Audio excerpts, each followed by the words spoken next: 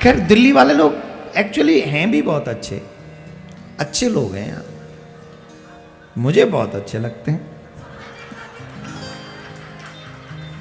राधे राधे बोलना पड़ेगा जोर से। कहाँ था मैं? दिल्ली का नाम आता है तो मेरा जो है थोड़ा। कितने खुश हो रहे हो ना तुम? आने दो टाइम बेटा, तुम्हारा भी विवाह होगा।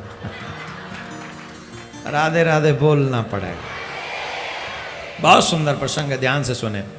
राजा परीक्षित जा रहे थे तो उन्होंने एक दृश्य देखा कि एक काला सा व्यक्ति हाथ में शस्त्र लेकर एक बैल को पीट रहा है।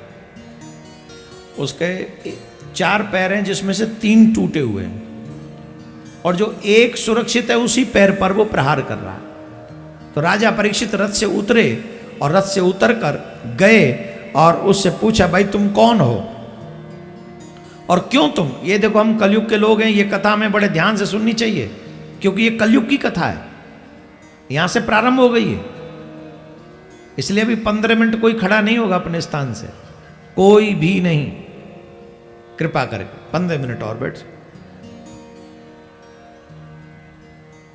वो काला सा व्यक्ति मार रहा है गाय को और बैल को। परीक्षित जी से देखा नहीं गया, दौड़ कर गए। वो काले व्यक्ति ने जब देखा कि कोई राजा आ रहे हैं तो भाग के दूर खड़ा हो गया। परीक्षित ने दोनों हाथ जोड़े और पूछा, महाराज ये कौन है जो आपको पीट रहा है? आप कौन है? आप कौन है? तो वृषभ ने कहा, बैल ने कहा कि मैं वृषभ नहीं हूं, मैं वृषभ के रूप में धर्म हूं, मैं धर्म हूं। और मुझे जो पीट रहा है ना, वैसे तो मैं क्या ही कहूं, पर ये कलयुग है। धर्म के 4 चरण हैं, तप दया दान और शौच।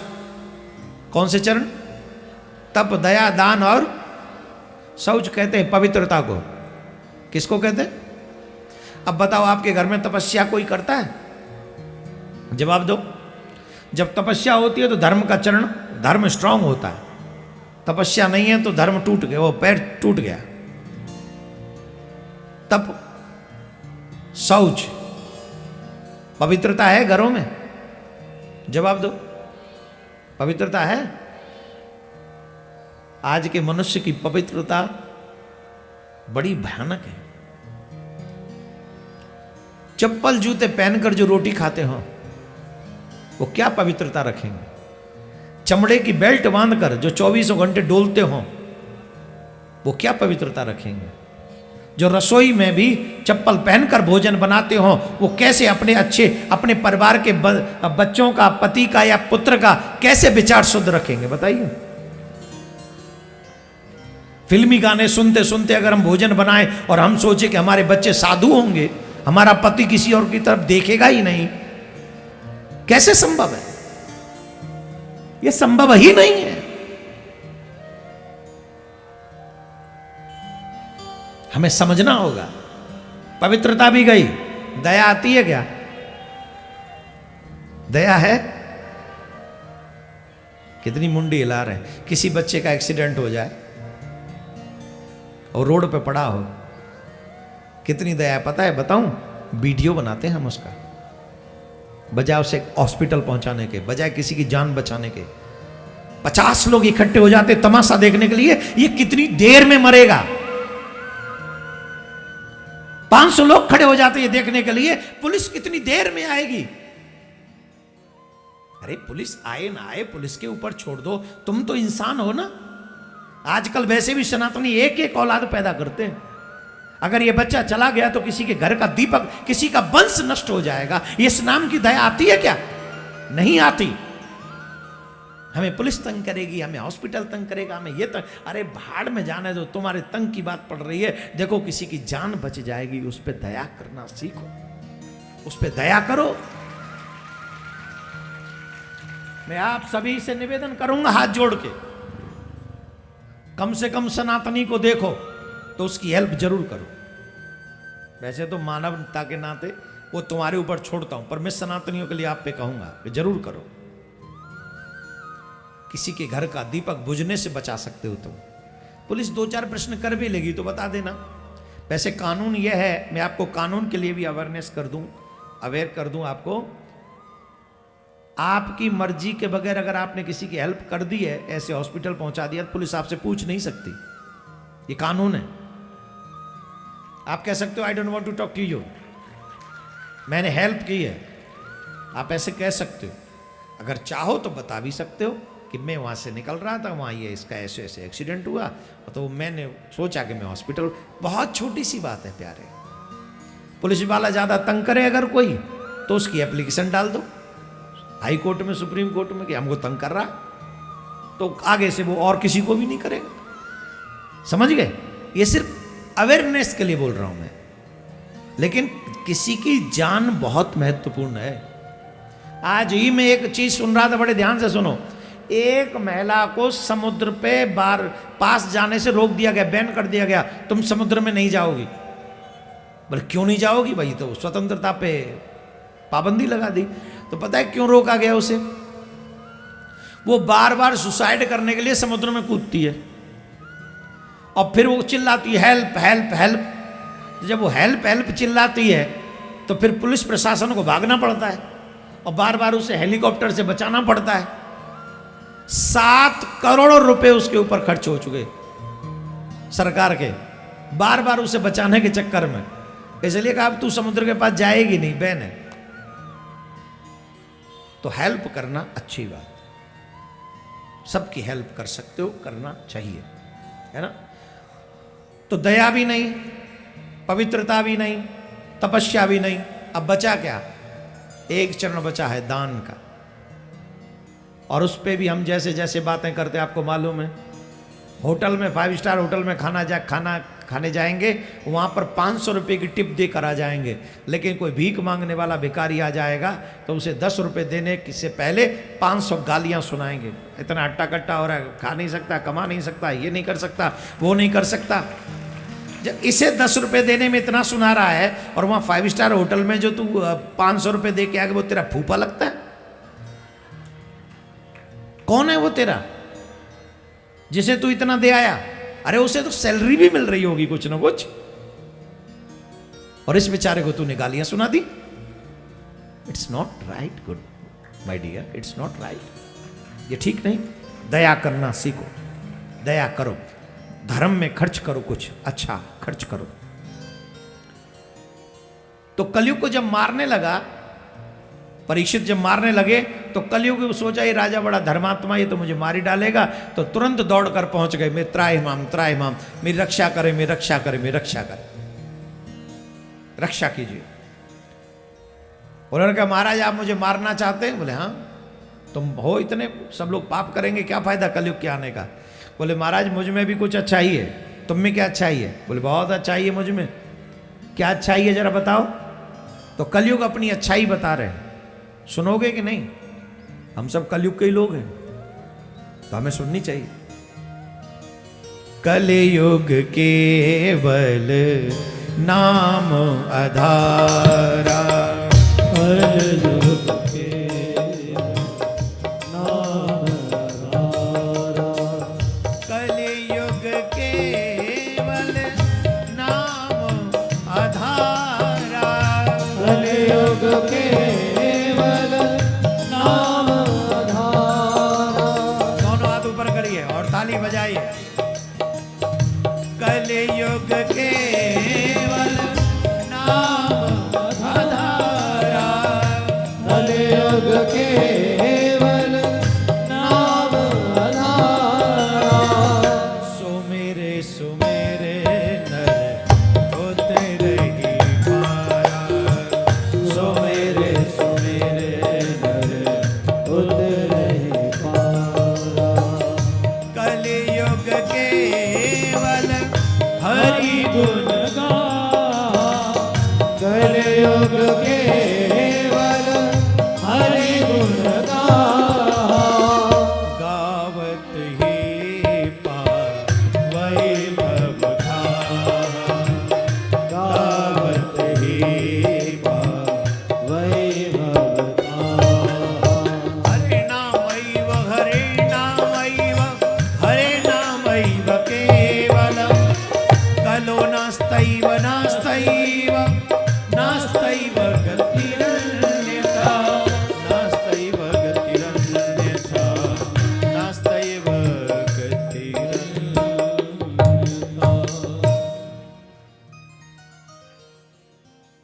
5 मिनट में ये समझा देते, फिर कथा के सत्र को पूरा करेंगे। कलिकाल में एक सबसे विशेष अच्छी बात यह है कि नाम जाप करने वाले का सहज कल्याण होता है।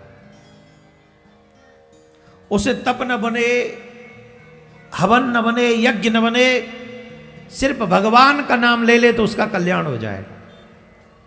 और युगों में यह सब करना पड़ता है, लेकिन यहां नहीं करना पड़ा। नहीं भी होगा तो चल जाएगा, लेकिन नाम जाप करो।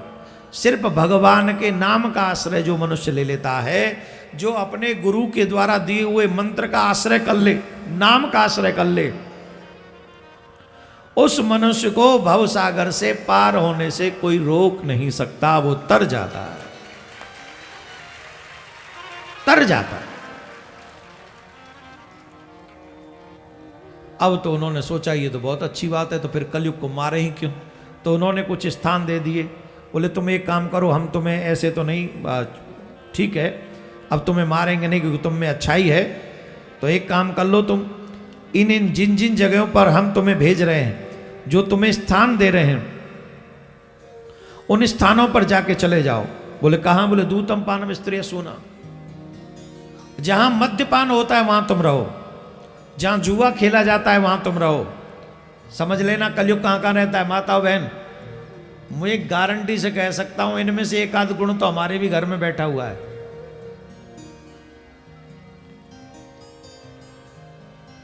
जहां मद्यपान होता है वहां कलयुग रहता है। और आजकल तो दिल्ली में आप सब रहते हैं, ज्यादा बताने की जरूरत नहीं, मदिरा पान करना स्टेटस मानते लोग। हाई क्वालिटी का ड्रिंक करते हैं हम लोग, ऐसे नहीं है। तो तू हाई क्वालिटी के नरक में जाएगा, ऐसे में तू भी ना जाएगा, घबरा मत। जितनी अच्छी क्वालिटी की पीवेगा उतनी अच्छी क्वालिटी के में तेरी सेवा करवाई जाएगी। मां हम और रिकमेंड कर देंगे तेरा नाम। हम कभी कभार पीते, अब ऐसे नहीं, हम कोई पियक्कड़ थोड़ी हैं। तो कभी कभी जब ज्यादा मुझे पीने का शौक नहीं है, गम बुलाने के लिए पीता हूं। कौन से गम आएगे, कौन से गमन में मर रहा है? अरे महाराज आप नहीं पूछ, बहुत गम है। अच्छा क्या होता है पीने के बाद? बोले जैसे पीता हूं सब भूल जाता हूं। ओ वाह! और सुबह जब होती है तो बोले हाँ फिर लौट आते हैं, हाँ फिर दोबारा फिर पीता हूं, फिर उतरती, फिर पीता हूं, फिर पीता हूं। क्यों पागल बना रहे हो भाई? ये पीने से किसी के गम नहीं जाते लाइफ में, है? ऐसे थोड़ी होता है। जहां मद्यपान होगा वो तुम्हारा स्टेटस नहीं हो सकता, वो तुम्हारा चरित्र का गिरावट, पतन है तुम्हारा। इसलिए, और हमने तो सुना है आजकल कि देवियां भी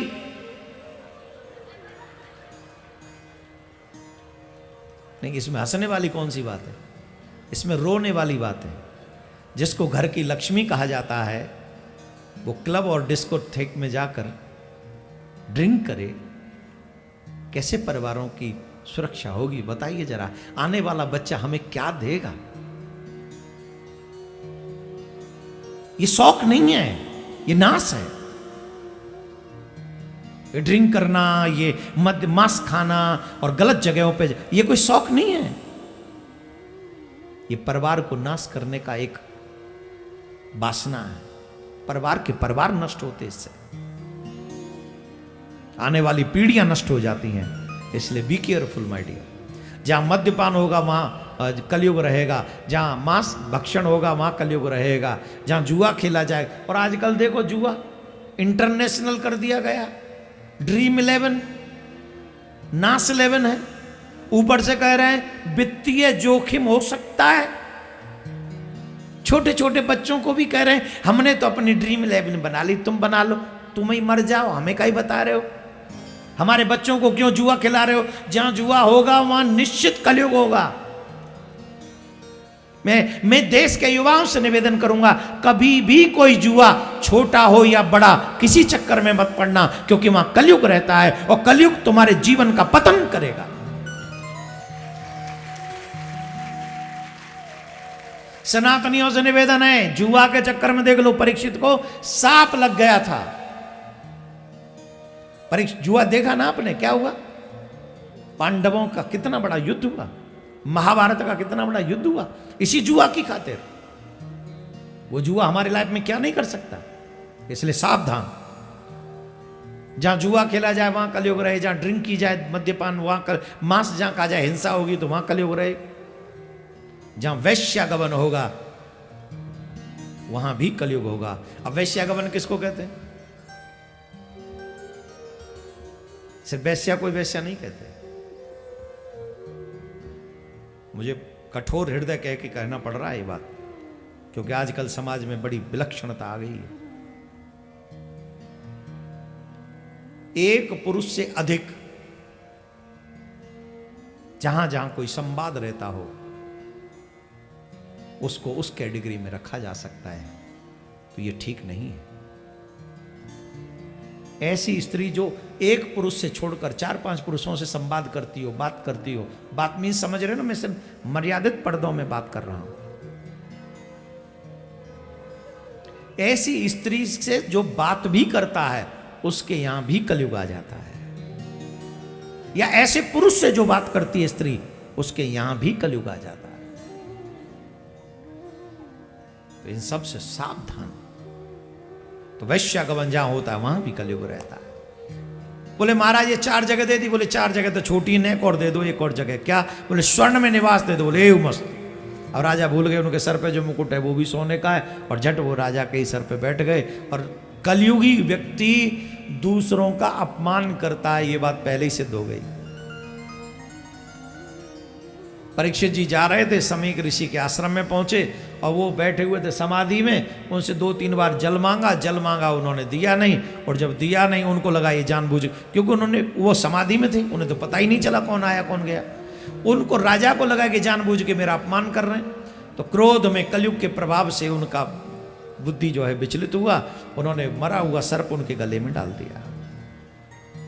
और यही राजा के जीवन की सबसे बड़ी भूल है, राजा ने उनके गले में मरा हुआ सर्प डाल दिया। समीक ऋषि जो उनके पुत्र थे, श्रृंगी ऋषि, समीक ऋषि के, उन्होंने शाप दे दिया, इत लंघित मर्यादम तक्षकः सप्तमे हनि। जिसने संत मर्यादा का उल्लंघन किया है उसे 7वें दिन तक्षक डस लेगा और उसकी मृत्यु हो जाएगी। राजा को जब इस बात का पता चला तो राजा घर छोड़कर गंगा के तट पर आ गए और ऋषियों से प्रश्न किया। और यही बात हम सब पर भी लागू है माय डियर। हम सब की भी मृत्यु 7 ही दिन में है, जिसमें से 2 दिन निकल गए। कितने दिन निकल गए बताइए? हफ्ते में कितने दिन होते हैं?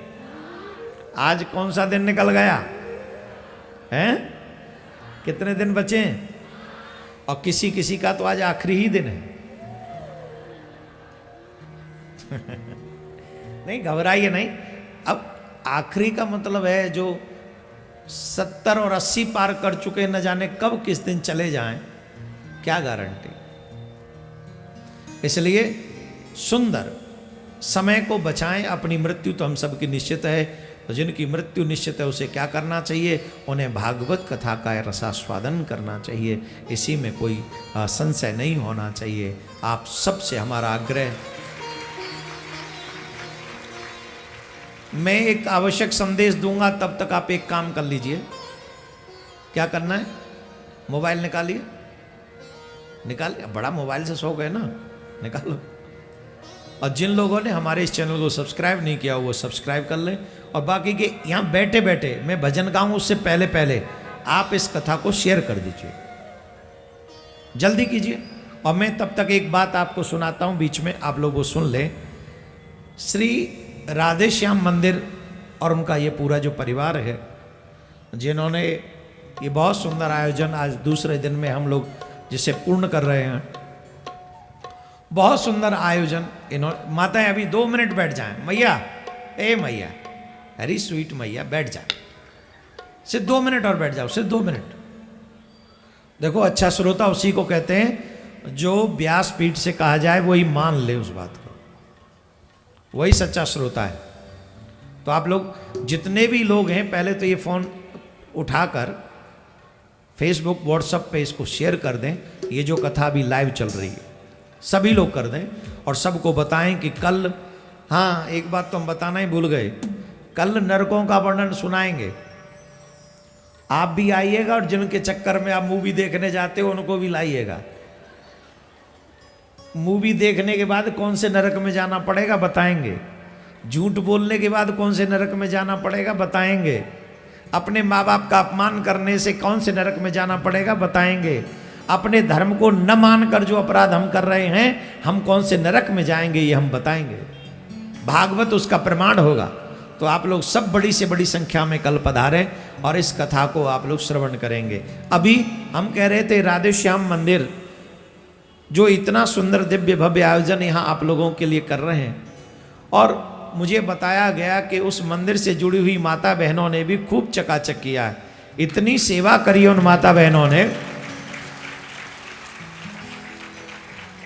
ऐसे नहीं, ताली जोर से बजनी चाहिए उनके लिए।